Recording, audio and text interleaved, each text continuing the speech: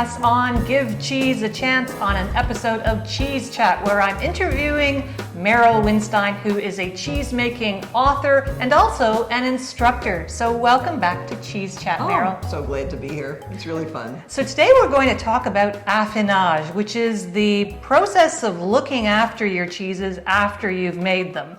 And I have to tell you, that is my least favorite part of cheese making. I love to make them, I love to eat them, but to me affinage or aftercare is like housework and I don't like doing it. Oh, well, you may not realize it, but what happens after you make the cheese is developing the flavor. So that's what's happening during affinage. So that's why affinage is important? Yes, at first you're taking the milk and turning it into curds. The next stage is letting the flavor develop. And what's happening during ripening is that the enzymes from the dead starter cultures, they start dying a couple days after you make the cheese. Okay, the enzymes or body chemicals are left in the cheese, and they are like little pairs of scissors that cut the proteins apart. The long, tough proteins are cut into tiny flavor particles. That is what you're going to taste. Those are the actual flavors you will taste. So that ripening process is what happens during the affinage time. Okay, so what are the main factors of affinage that a home cheese maker has to consider? There are really three. You need oxygen and airflow, you need humidity, and you need a cool temperature, whatever is needed for that cheese. So let's talk about each one of those. First, oxygen and airflow. All right. Well, to develop the outer surface of the cheese, you need oxygen. That will help. Let's say you're going to use a natural rind with some molds. Oxygen is needed to help that natural rind develop. And airflow is needed to carry away excess moisture and also ammonia. So when the enzymes from the dead starter cultures are cutting the proteins apart into tiny flavor particles, that releases nitrogen or ammonia. The nitrogen or ammonia has to be carried away, or else your cheese is going to smell and taste like ammonia. Okay. So that's why we need the airflow. So how does someone control the airflow on a cheese that they've made? Let's say you're ripening in a plastic box to help preserve humidity. Every day you would open the box and you would turn the cheese over, at least you'd turn it over each day for the first week or two. That distributes moisture evenly throughout the cheese. And by opening the box, there's the fresh air. Oxygen goes in, ammonia and excess moisture go out. And that's all you need, just to open it once a day and you've got fresh air. Yeah, I mean, twice a day is fine. If you want to be more particular about your cheese, it's better. And otherwise, you can do it once a day Okay. for the first week or two. And then after that, you would open the box every few days, every week or two, kind of when you remember. Okay. You know, the more you do it, the better. And a box like this would also let you control the second factor you mentioned, which was humidity, right? Right. You want to preserve humidity around the cheese. Because those enzymes from the dead starter cultures are cutting the proteins into tiny flavor particles, that's a chemical reaction, and it won't happen without some moisture. So if the cheese gets too dried out, the reactions of cutting the proteins won't happen and you're not going to develop much flavor. On the other hand, if there's too much moisture, cutting the proteins is going to go too fast and you'll wind up with a bitter flavor. You don't want that. I have a large Roquefort here, which I think didn't get enough moisture, and it developed a large crack down the side. That's right. So that was a learning moment for me. Yeah, the outside dried out too much, and so just pulled the thing open. Right. So here we have a jar of water. Yeah, an open jar of water. And that's all you need to increase the humidity inside of the Right. box? That's pretty easy. And usually what I like to see is that there's little like droplets of water on the top or the sides. Sometimes you'll smell it and it just seems, is it getting mildewy or something? So take out the water. On the other hand, if it seems too dry, it's kind of a judgment. You put in a glass of water. And that's all you need to do. That seems pretty easy. So let's talk about the third component, which was temperature. Okay. Most cheeses are ripened, that's the flavor development phase, at about 50F or 10C, up to maybe, it's like 50 to 55F, 10 to 12 or 13C. That's a general temperature that's used. And you'll continue That first phase of ripening of the enzymes from the dead starters cutting the proteins to tiny flavor particles, that will happen mostly in the first 2 months or so.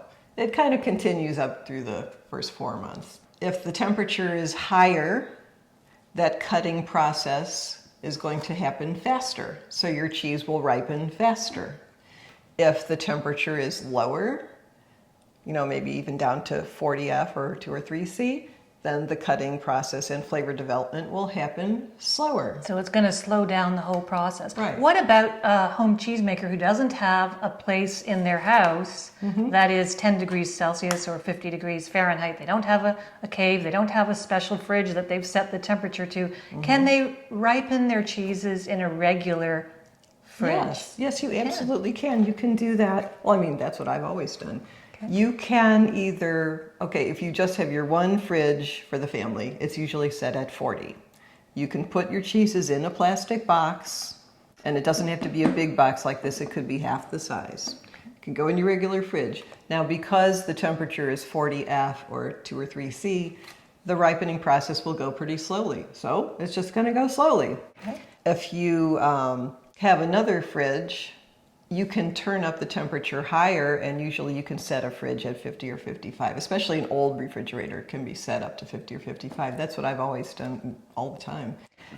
And if you don't have any places that cool, if it's 60, it's 60 in your kitchen. I often ripen cheeses at 60 in my kitchen. It just goes a little more quickly, and you can keep an eye on them more in the kitchen. In the winter, I do it in the basement where it's 48 to 50. When I made one of those cheeses that we tasted on the other video, it was getting to be summer. The basement was too warm. I didn't want to bother with it. I just put it in the box in the 40-degree refrigerator, just left it. Okay. Do you use thermometers and hygrometers? This is an example of something that will allow you to keep track of the temperature and the humidity. Do you recommend people purchase one of those? Well, that's handy. I've never actually used that, but I usually use one of my stem thermometers and just put it in the fridge to check the temperature. And as far as humidity, I'm judging by, is there some moisture on the inside of the box? Does it smell okay and not humid, too dirty or mildewy? And is the cheese feeling like a cheesy texture that I like? Now, what if somebody just says, I don't like the affinage process. I want to make it as easy as possible, and I don't want to brine wash the surface of my cheese. What are some options for surface treating a cheese that are very easy for a home cheesemaker? Well, you can make the cheese and let it dry for, like in the kitchen, for at least a week. And then you can wax it if you want, and you're done. Okay. Just let it sit in the cool temperature as long as you want until you are satisfied. As it's ripening, you can always cut off a slice and either wax or butter over the cut end to see how it's coming along, because the flavor changes as time goes by. At the beginning, it's very mild, and then it gets stronger. So let the cheese dry for a week, and you can put on wax on the outside. Or you could let the cheese dry for a week and put on vac pack. This one looks like a cheese that's been a few months old. It developed a natural rind, and then you vac packed it. Since most of the ripening or cutting of the proteins into tiny flavor particles happens during the first 2 to 4 months, I like to ripen mine naturally for 2 to 4 months. And then at that 2 to 4 month stage, if I want to, then I'll wax it to preserve the remaining humidity, and then put the cheese at a cooler temperature like 5 to 7C, or it could be 40F, 2 or 3C, to just be stored.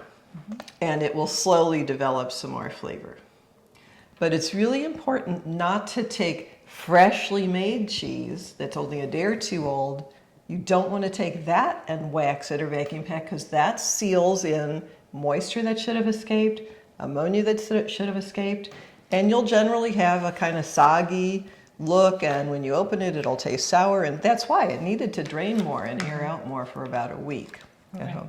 Now here's an example of, let's say your cheese is already done, and you want to take some to your friend. Cut off a piece, wax it, and vacuum pack it too. and your friend is going to get a nicely preserved piece of cheese. You could even make these ahead of time for gift giving time, and everything is ready. Wow, I've learned so much about affinage. Thank you so much, Merrill, for explaining all the different facets of affinage to us. If you enjoyed this video, please click like below on the little button and make sure you subscribe so you can see more videos in the future. For Give Cheese a Chance, I'm Marianne and this is Merryl Winstein. Happy cheese making!